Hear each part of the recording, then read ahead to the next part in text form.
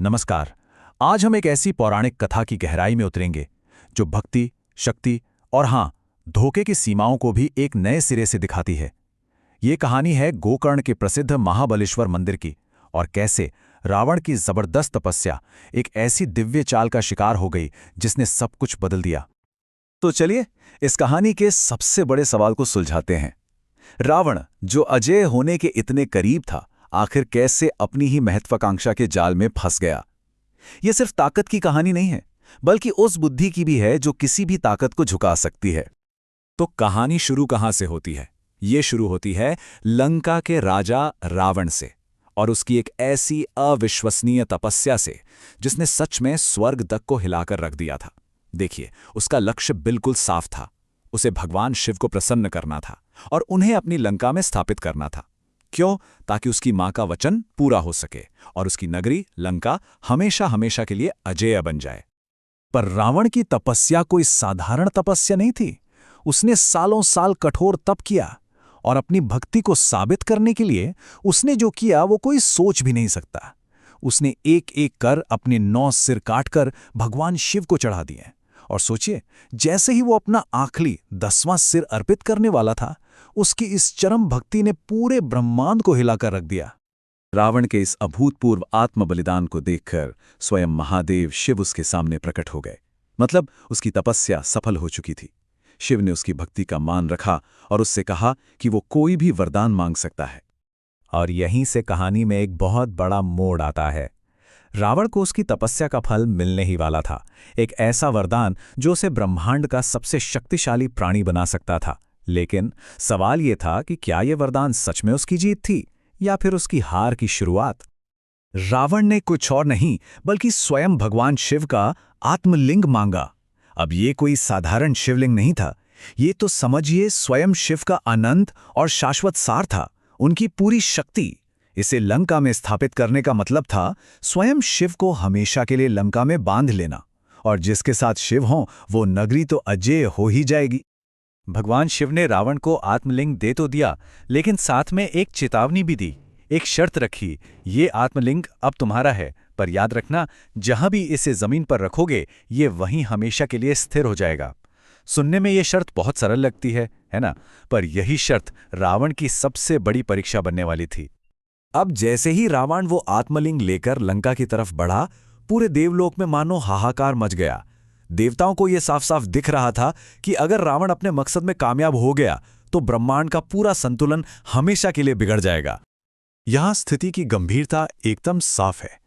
एक तरफ अगर रावण सफल होता तो मतलब था कि अधर्म धर्म पर हमेशा के लिए हावी हो जाता।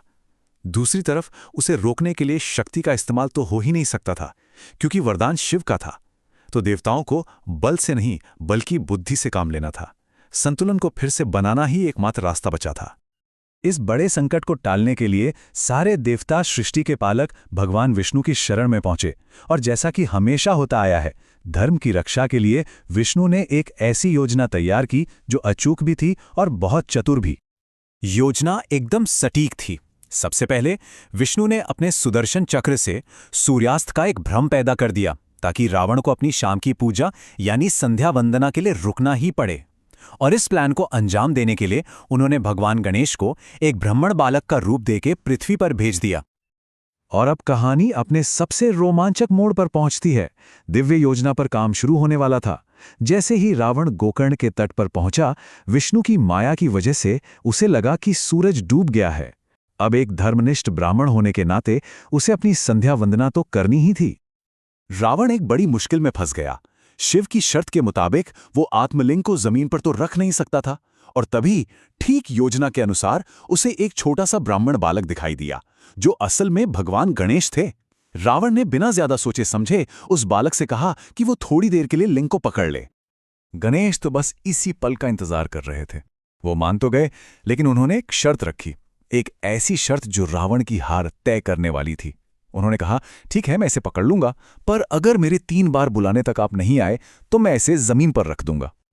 जैसे ही रावण अपनी प्रार्थना में पूरी तरह मग्न हुआ, गणेश ने बिना कोई देर किए अपनी योजना शुरू कर दी। उन्होंने पहली बार पुकारा, रावण। रावण ने जल्दी जल्दी अपनी प्रार्थना खत्म करने की कोशिश की, पर गणेश ने उसे कोई मौका नहीं दिया। उन्होंने पहले से भी ज्यादा जोर से दूसरी बार पुकारा, रावण। और इससे पहले कि रावण अपनी प्रार्थना पूरी कर पाता, गणेश ने आखिरी और निर्णायक तीसरी पुकार लगा दी, रावण। और बस रावण के लिए खेल खत्म हो चुका था। और बस उसी एक पल में इतिहास हमेशा हमेशा के लिए बदल गया। देवताओं की दिव्य योजना कामयाब हुई और रावण का अजय बनने का सपना उसी गोकर्ण के तट पर टूटकर बिखर गया। अपनी शर्त का पालन करते हुए गणेश ने आत्मलिंग को गोकर्ण की पवित्र धरती पर रख दिया और भगवान शिव के वचन के अनुसार वो लिंग उसी पल उसी जगह पर हमेशा के लिए स्थिर हो गया, अचल हो गया। जब रावण अपनी प्रार्थना से वापस लौटा तो उसने जो देखा उसे देखकर वो गुस्से से आग बबूला हो गया। उसने अपनी पूरी ताकत, अपने 20 हाथों की सारी शक्ति लगा दी, लेकिन वो उस आत्मलिंग को 1 इंच भी नहीं हिला पाया। ये शिव की शक्ति का प्रतीक था, जिसके सामने रावण की सारी ताकत जीरो थी। अपनी हार को मानते हुए रावण ने उस लिंग की दिव्य शक्ति को पहचाना और उसने खुद उस लिंग को नाम दिया महाबलेश्वर, यानी महान शक्ति वाला।